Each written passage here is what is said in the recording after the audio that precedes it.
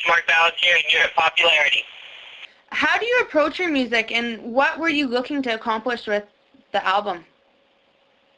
Well, I've been writing for a long time. I mean, I went to school where you had to, sing, dance, act, and play an instrument to go. So I got heavy into guitar when I was 10. I'm going to turn 25 this year, so it's something I've been doing for a long time. And I just kind of try to write about real life situations and things that, all of us endure and all of us go through. And try to write it in a non-selfish manner so that, when people hear my lyrics, they understand them and they also think to themselves, oh yeah, I know what he's talking about. I've been there before, you know what I mean? What were the key challenges that you faced during the creative process for Hurt Love Box? Creative process, sometimes it's, when you're writing a song that's kind of, a bit of a heavy subject, and sometimes, facing the truth and the reality and finding ways to dive deep into that place where it wasn't so easy and, bring it out and put it on paper and really be honest with yourself. And there's a couple of the songs into that where, there's a song there called Done, which I, kind of had to do that, and All for Nothing as well. There's some heavy subjects and things that I went through in my life. And when you're writing this, it's hard to go back and remember every detail and then, record it and, share it. So I think the best thing about writing is being able to be completely honest and go back to that place, whether it was a good place or a bad place, and completely tell the story as it was, as real and as raw as possible. What would you say is the biggest thing that you've learned about yourself during the creation of the album? The biggest thing I've learned about myself is that I am an over-the-top perfectionist. I have a tendency, I want everything to be perfect. And, sometimes perfect isn't what's required. You know what I mean? There's sometimes where, every guitar tone doesn't have to be perfect. You don't have, if the buzzes or something, makes a sound, sometimes it's okay to, let those things ring out. You know what I mean? It doesn't always have to be super clean. Especially with my style of music, it's very raw, it's very real. There's nothing kind of programmed or fake about it. So, you have to let those moments of, those raw moments happen. So. Did any of the songs surprise you by taking a different direction than you initially maybe envisioned? All for Nothing did, yeah, for sure. To the beginning when I wrote that, my uncle passed away 8 years ago due to suicide, and that song was meant to be kind of just very haunting and intimate and quiet, and it turned out just to be still haunting and intimate, but with a lot more of an epic kind of feel to it. We got an orchestra on it now, really big sounding, great drums, and the vocals turned out beautiful. So I was really happy with the way that one turned out, and it definitely turned out different to the way I was expecting it to turn out. You just shot the video for Hotwire. Any fun experiences from that shoot that you'd like to share?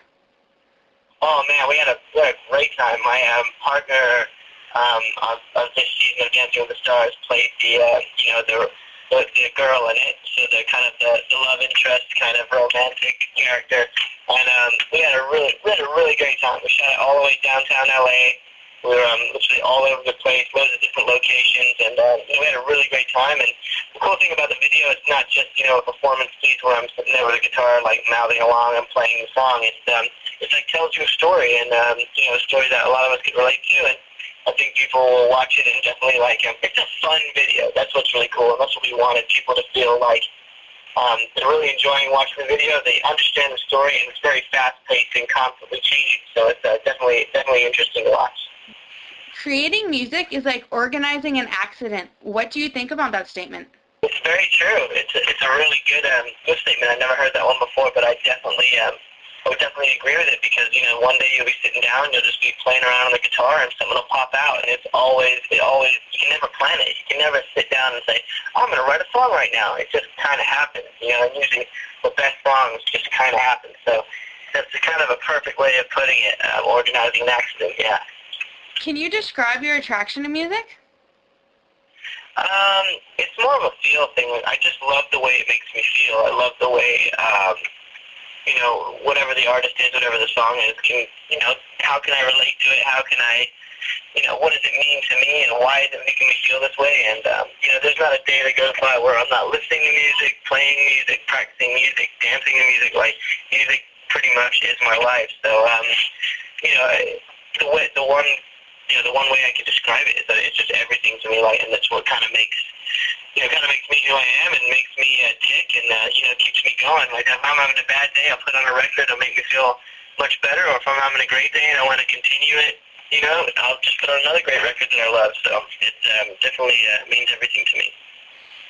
Do you think that you look at life any differently today with all the success that you've achieved?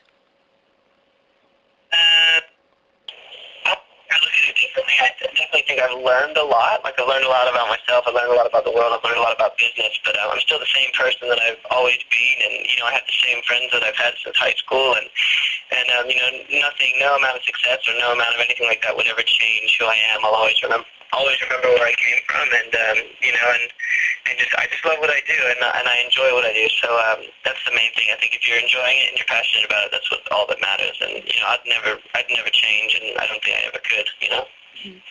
Is there a song on the album that you enjoy the most? I really like Faith. Faith has got a really great feeling to it. There's a couple, man. Like, I really like every piece as well.